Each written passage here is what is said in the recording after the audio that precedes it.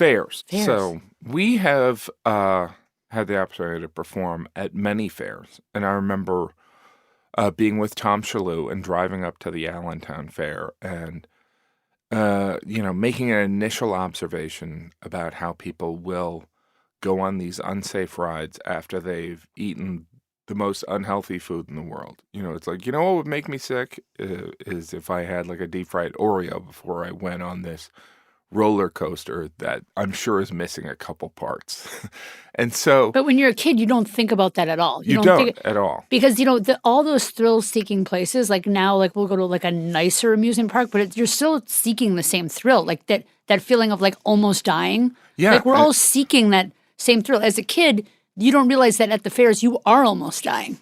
Right.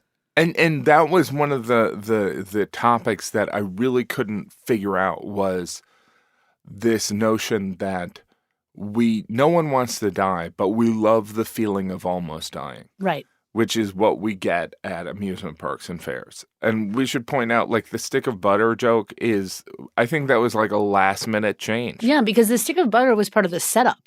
It was part of It was like deep fried Oreos, deep fried butter, deep fried puppies. And I was like, no deep fried puppies. Well, yeah, it was like just don't even. It's funny, but it's just when too I was dark. like, it's wrong. I mean, it's delicious, but it's wrong. Yeah.